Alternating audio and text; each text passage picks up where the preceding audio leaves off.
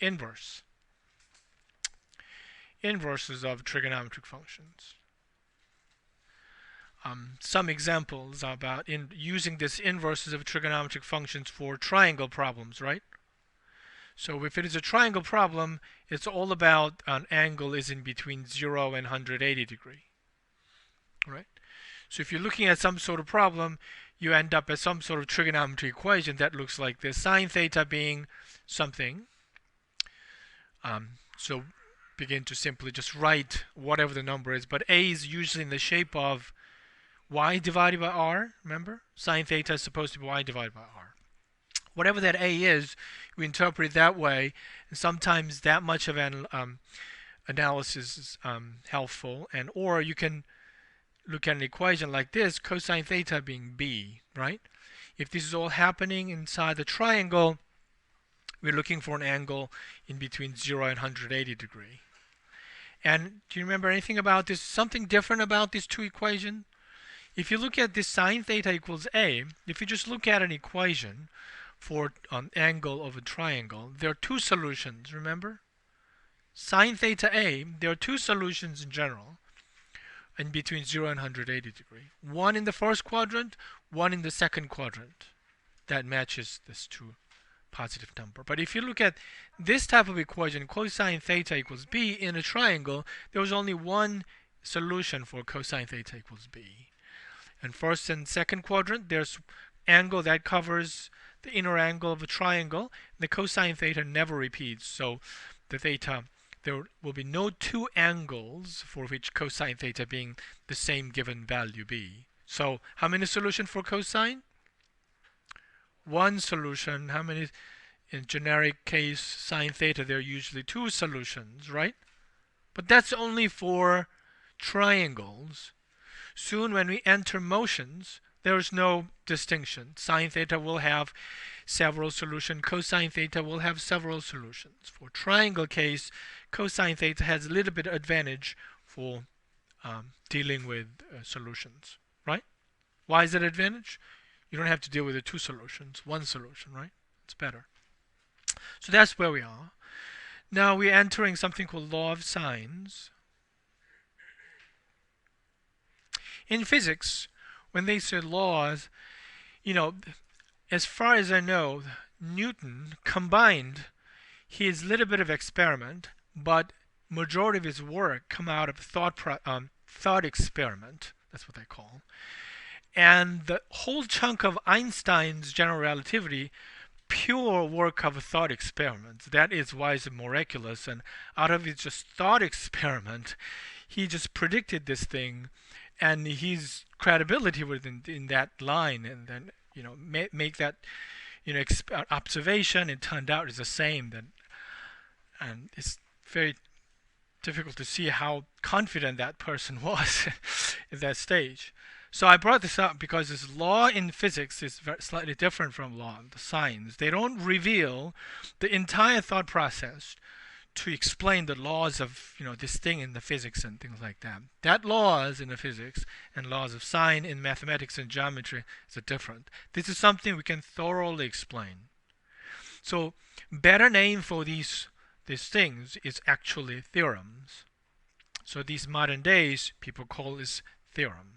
Right? Something that you can thoroughly explain, and when they publish this type of thing, they explain everything that to you, that so that you can see that this is absolutely true. That's what this law of sine is. So we're going to look at it, and we'll definitely spend some time later that why this is true. Right? So here is the law of sines. Here's an arbitrary triangle. We'll never say this word, arbitrary triangle. If I just draw a random triangle with no constraint or description is given, then you assume it's an arbitrary triangle. This looks like an acute triangle, but this picture also includes what kind of triangle? Obtuse triangle as well. So vertex is named like this, A, capital B, and capital C. How do we label the length of sides? Opposite idea, right? Vertex A, these two are adjacent, and opposite side is over here. Does that make sense? So that was using lowercase of the vertex letter. So this side here is going to be little b, and that side here little c. If you use this convention, and the law of sine is stated in a very symmetric way. Okay? So here are two versions, both are useful. Turns out sine A is not a number, A is representing the vertex, but we abuse notation like this. Here A represents the measure of an angle in that triangle. Does that make sense? A is a point, not an angle, but here we're using as an angle. And it's divided by its opposite side A. Sine related with opposite side, it kind of analogous with the right triangle trigonometric ratio, right? That's a good thing that you can use that to memorize this idea, but also it triggers confusion. So I'm going to clarify it later. And second one is a sine B, angle down here, and divided by what? It's opposite side B, and sine C divided by opposite. It's the same idea. And there are these ratios, right? This is slightly different. This is not the ratio of two sides. It's a ratio of trigonometric value and a side of a triangle. So it's a different type of ratio. It's a rather peculiar ratio. Turns out, doesn't matter what triangle you look at, these three ratios are always equal to each other. This idea of a ratio is not like any of the ratio we looked at it. Only analogous part is the pairing of sine paired up with opposite side. That's the only analogous part. This is called law of sines. The other version is that if these are all defined like this, then the following version is also true. Sine A, you can only flip it when sine A is not 0. But in the triangle, sine A is not 0, never 0. Sine A is 0 when the angle is 0 or 180 degree, but if it is actual triangle, it never happens. So you can flip it. And you can flip it like this. You can flip it like this. So do you see that those are equivalent versions of each other? If the three things are equal to each other, is reciprocal is of course equal to each other. So that's the version. So if you're going for an angle, solve for an angle, that you will use this version. If your problem is find this angle and find that angle, you will put that angle in up there. Algebraically is easier to handle. If you're solving for a size, length of a side, put that side in the numerator. Is algebraically easier to handle. Right? This is called law of sines. So let me clarify. At this stage, I don't think there's no confusion shows up in the class while they're doing it. Only confusion shows up in the test. I guess it's because of the time. So let's clarify here. There's a terminology: adjacent side, opposite side, and hypotenuse. Remember those three labels of a terminology? Relative terms of what kind of triangle? This term is only for what kind of triangle? Right triangle. Right triangles. If it is not a right triangle, we never use the term hypotenuse, right? Versus, if it is not a right triangle, in general we have two adjacent sides,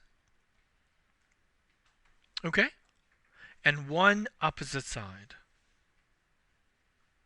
And there's no hypotenuse. Hypotenuse, this one is a special term for right triangle. Okay?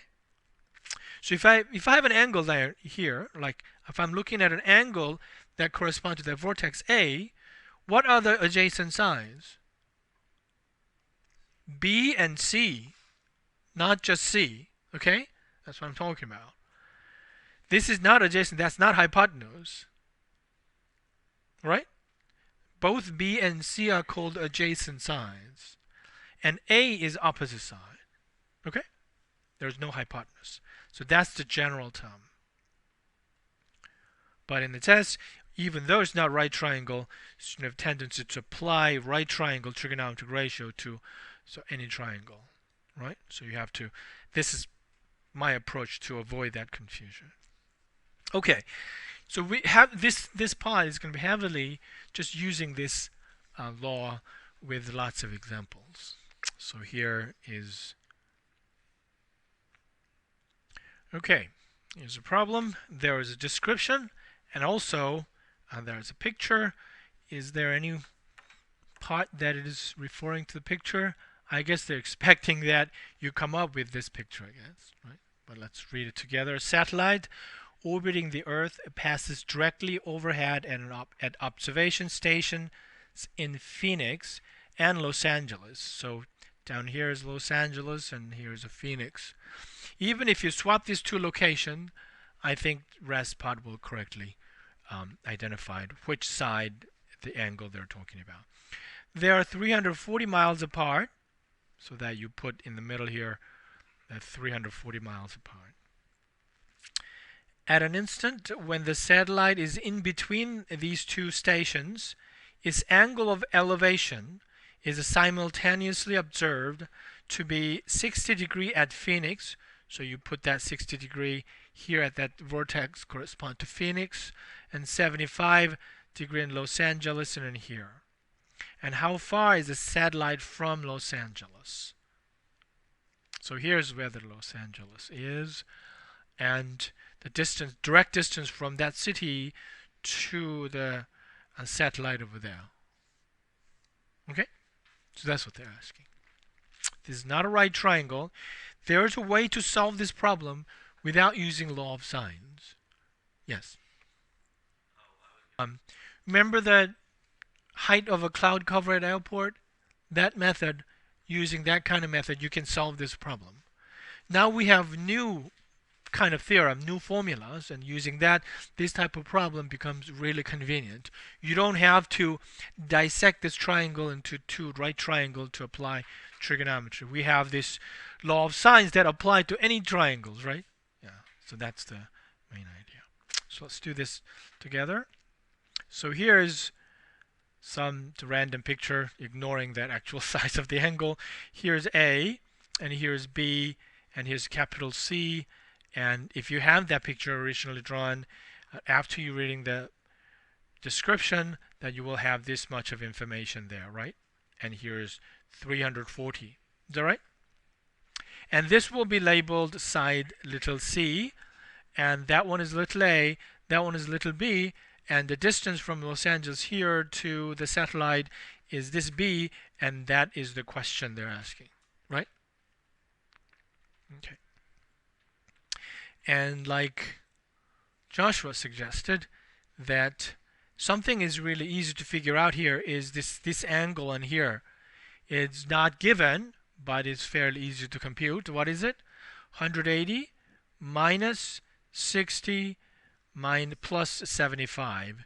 These two angles, whatever is remaining from 180, will be that angle because they sum up to 180 degrees. All right? So what is that angle? Is that 45? Let's see, 105, that makes sense. 45, so that's the 45 degree. Whenever all the angles are available, the law of sine is a pretty good thing to use. Another thing, there's going to be law of cosine will be given. So at some point, probably in the test too, you have to make that decision.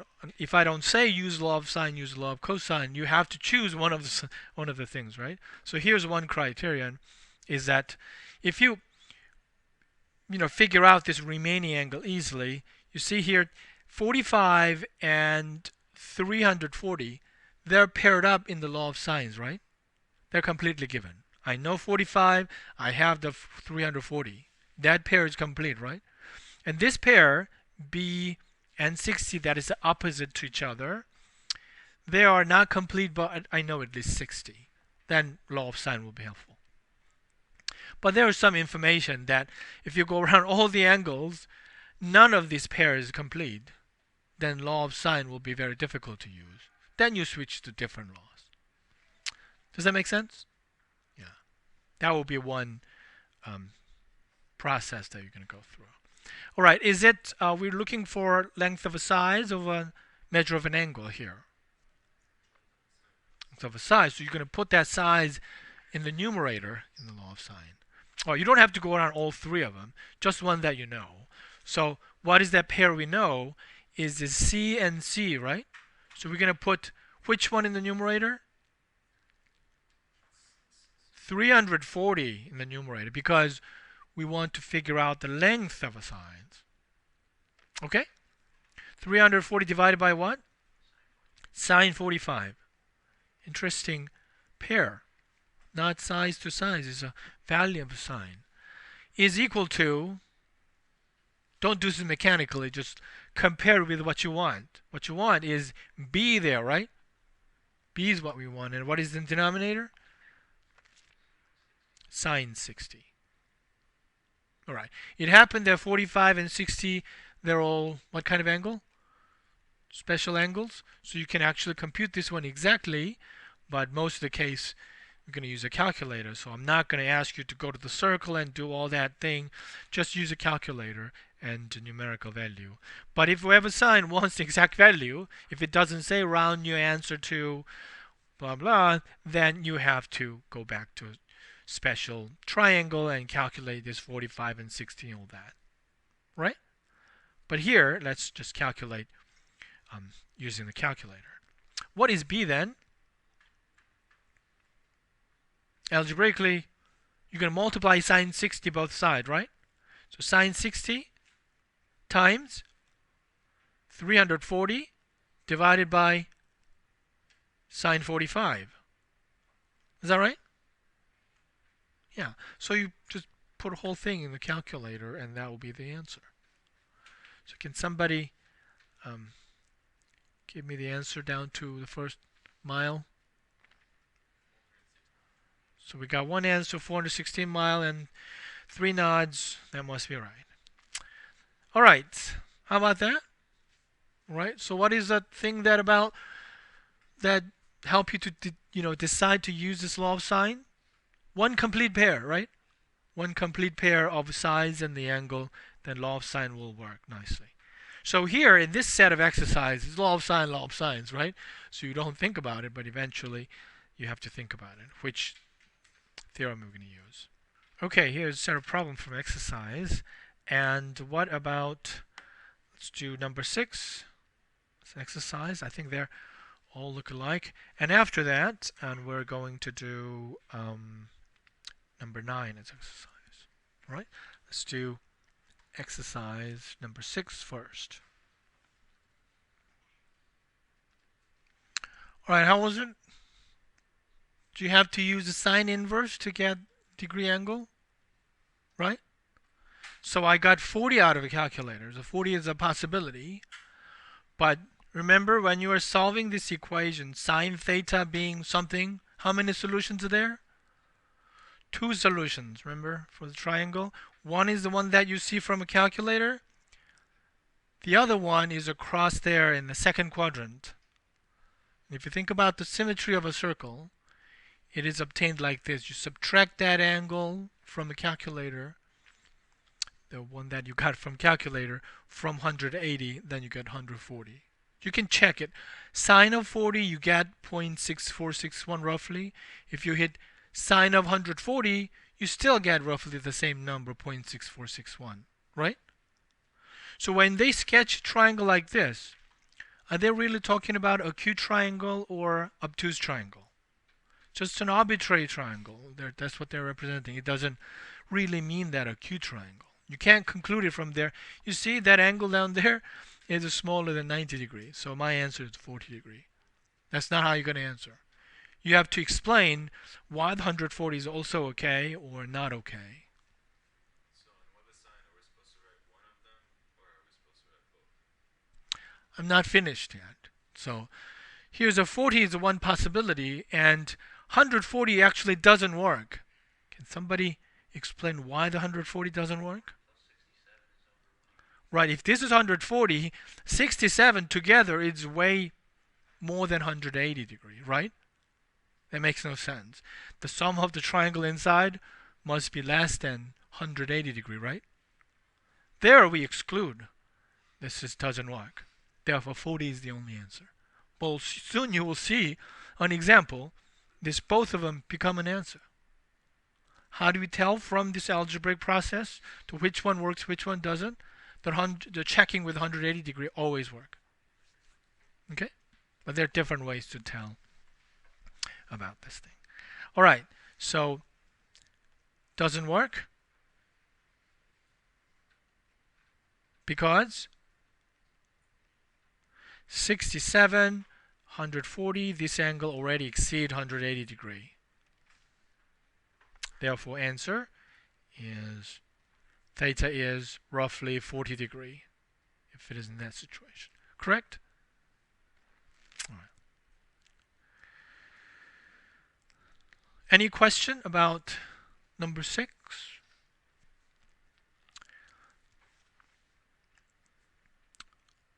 Right, then we move on to number 9, and that's going to be also an exercise, but let's think about number 9. It says solve the triangle using the law of sines. Okay? So that means you figure out all the angles and all the sides. 2 angles given and 1 side is given. So you have to figure out 2 sides and 1 angle. Which one is the easiest one? Angle. You figure out that angle first. And then everything else is the sides. So there won't be 2 solutions, right? When you go for an angle with a sine, there are 2 solutions. Here, it's going to be mainly just about sides. So it's going to be nothing like what we did before. So here's your exercise. Right, was that all right? So because you're going for sides, use this version where the size length of a side is in the numerator, and keep comparing with that complete pair, angle C and side C. All right. Any question? Let's do. I also would like to make this an exercise. The tricky part is that this angle here is 87 degrees, almost like 90 degree, but it's not quite 90 degree. So at that point A is not perfectly vertical, but is leaned slightly toward to the left. That's what that angle is, right? So that's your exercise. There are 2 parts. Let's do one at a time. Very nice.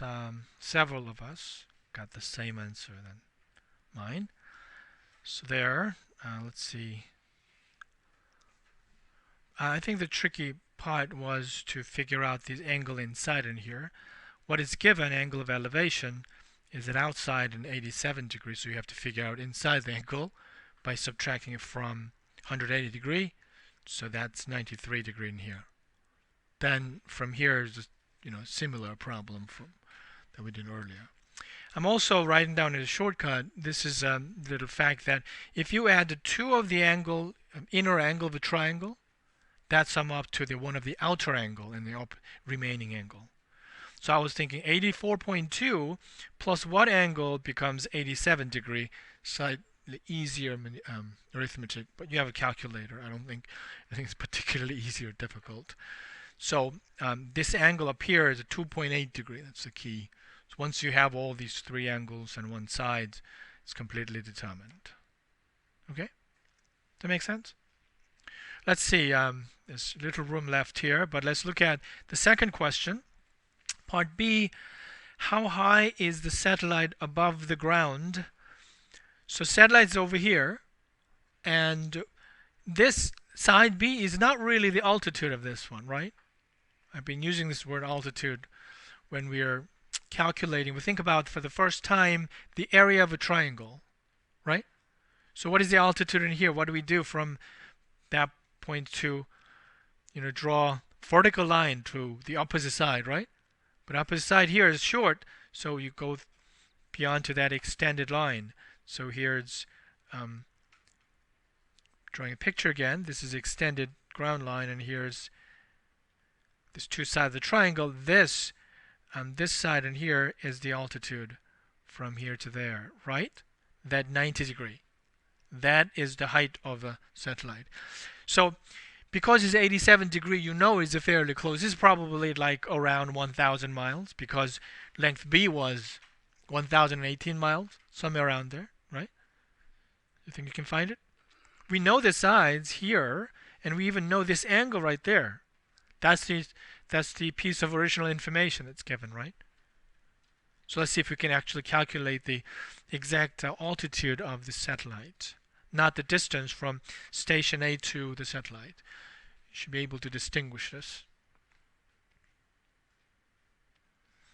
Alright, I got 1016 or 17 miles, close to that. Is that right? Yeah.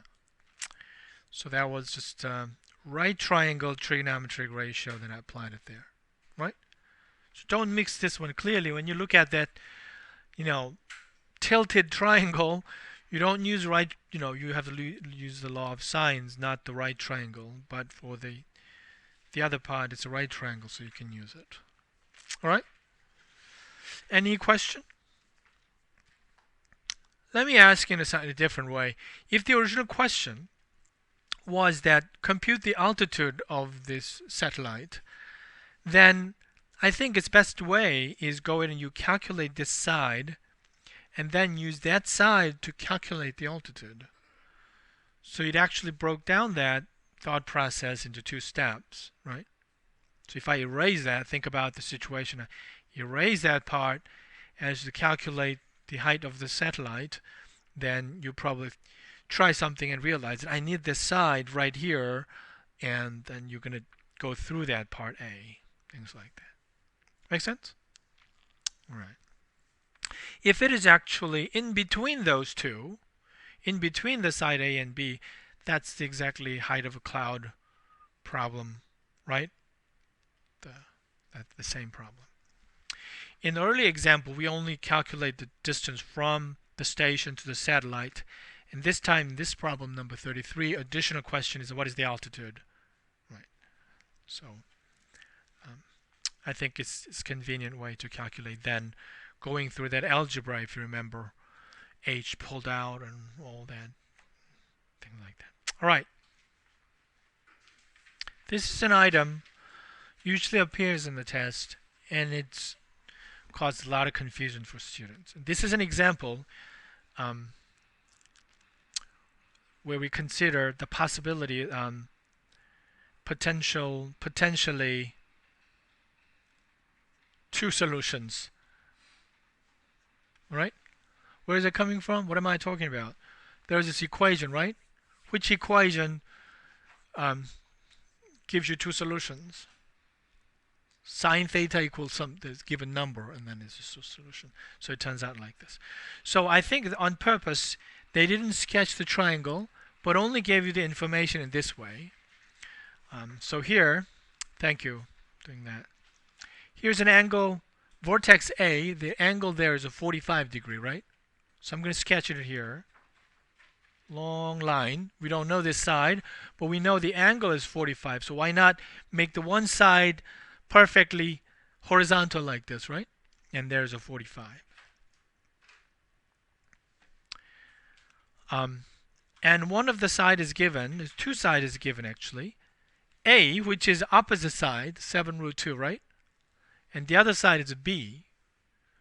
Usually I put this B on this side in here, the B equals 7. So we know this length right here.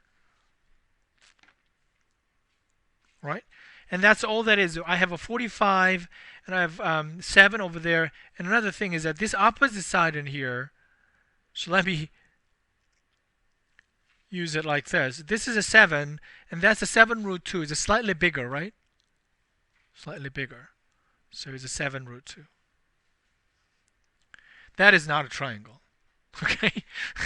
But we're going to think about it. This is not going to change. This angle is fixed and there's a kind of joint. So this side rod is kind of pivot around that point. You're going to create a triangle. So here's my animation I created for this. It's ambiguous case. So this is my Mathematica manipulation I created for this purpose. So I can put it down in here. Think about this as 45 degree. I'm going to change to 45 degree adjacent side. I can change the angle to 45 degree. Does that look like 45 degree now? That side in here before? 45. We don't know this side. We know opposite side length is whatever is given. Okay, so if I happen to have very short side, this doesn't change. It's given 45 degree. We don't know this side. We only know this length there. It never changes.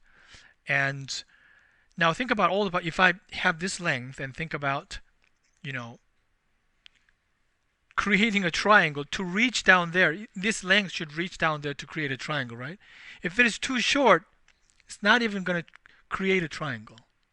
So there's no such triangle. So if I make it big enough, like that, you can see now it's a triangle. This side is given, this angle is fixed, and this length is given. So you kind of swing this side to form a triangle to match that information. So here is one side there, right? It looks like there is my answer. I'm going to make it a little bit longer. Opposite side a little bit longer. And somebody makes certain observation. Oh, that's interesting. If it is like that, then I'm going to swing it. So for example, my side was here. I'm swinging. Here's my triangle. That has this side given, that angle given, right? And this length is given, and there's my one triangle. Does anybody see another triangle that satisfies these three conditions? This side, and that angle. I'm going to swing it, and you let me know, when that triangle is formulated. There, right? That triangle had this side and that side exactly the same, and that angle never changed. So for that three pieces of information, you can see there are two triangles, right? Two triangles. So I'm going to make this opposite side is a little too long. It's longer than this side over here. You see that? This side is now shorter than the red one that is given. Then there's no chance that you're going to make another triangle over here, but if you go there, way over there, it's not really showing, but you can see there's a triangle like there, right? So in that case, it's going to be one solution. Is that right? One solution. So I'm going to change the opposite side once again. You see what is special about this choice of opposite side? It's kind of barely touching the bottom, so it's only one solution in here, right? So that's what kind of triangle is this if I sketch it in this way? It must be the right triangle. If it is a little shorter than that, that's kind of break point. If it's a little shorter than that, it's not going to make a triangle. It has to be long enough to form a two triangle. If it's too long, it's going to be only one triangle and things like that. So that is the type of information we are looking at here. Now I have a 7 root 2, right? It's gonna, if I drop this one, the gravity will pull that and swing it like this and form a one triangle right there and swing it all the way to try to form another triangle. Correct? But is that gonna hit before that vertex A or past the vertex A? How do we know that? It's a length compared to that one. 7 root 2. 7 root 2 is bigger, right? So there's no chance it's going to fall short in here. It's going to cross way beyond there. So do you see that? From that simple comparison, 7 and 7 root 2 is going to have only one answer. Make sense? Yeah. All right. Let's go for it. That triangle must look something like this. This is general picture. 7, 45, and then 7 root 2. And here's 7. Is that right? And this is labeled. So what is that we're looking for? Next one in here. Here's A, and here's B, and here's a C. What is that you want to figure out in this next thing? Solve for angle B, right? Solve for angle B, because this part is completely given. If you look at C, none of this is given, so we're not going for that. But if you look at a 7 and angle B, we know it is one thing, and so on. Right, so how does it go? Sine B is divided by, because we're solving for angle, I will put sine in the numerator. Divided by what? 7 is equal to sine 45 divided by 7 root 2. Is that right? So let's go for sine B, and from there, measure of angle B. So I want you to do all that. So that's an exercise. Those who are just watching it. Sine of inverse of 1/2, sine inverse of 1/2 is a 30 degree. Then you're carefully stating that measure of angle B can be 30 degree. It's not approximate, right? Because it's a special angle, I'm going to use the exact value of 30 degree. What is the other possibility? 150, right? 30 degrees subtract the 150, right? You know 150 is not the possibility because we swing that side, there was only one angle, right? And that's usually acute angle. But suppose you didn't notice that if you put 115 in here, right?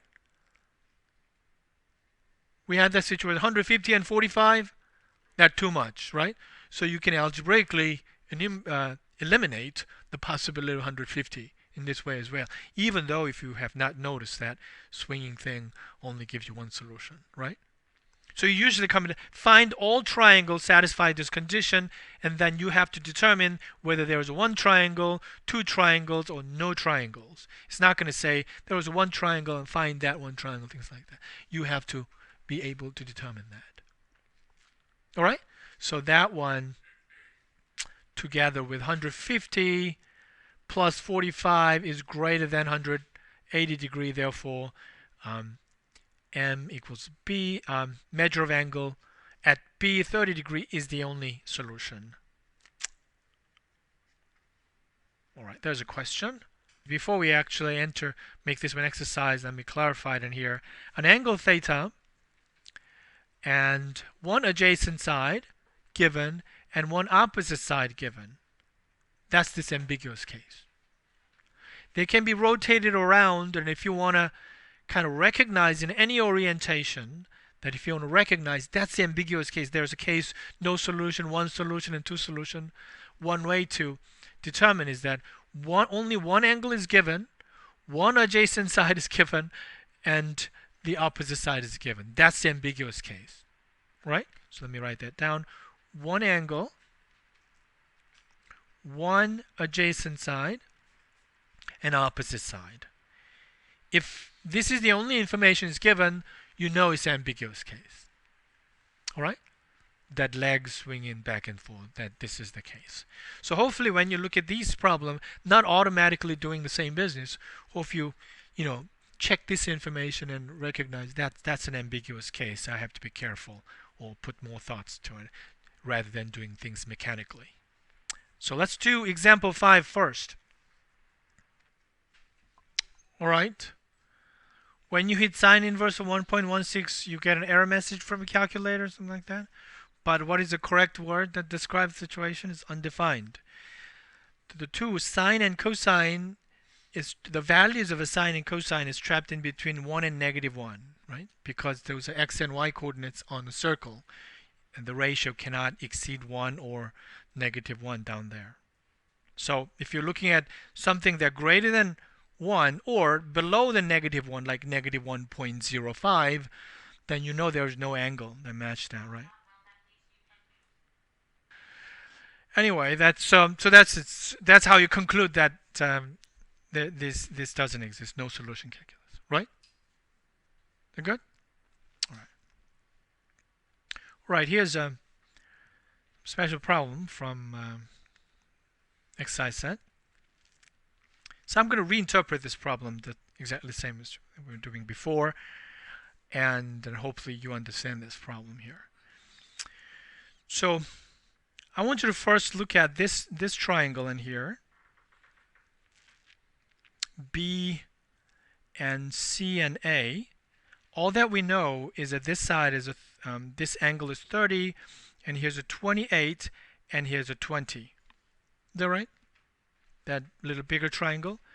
Isn't that the ambiguous case? One angle, one adjacent side, and the opposite side is given, right? If I just write it randomly like this and not showing you this one, and there's a possibility it has two solutions, right? So the paired up angle in here being acute like this, or if you swing this one, that could be an obtuse triangle, right? Could be two triangles. But if you look at it here, the other triangle, like this, is a D and A and C. And here's a 20 and 28, and here's a 30 degree, right?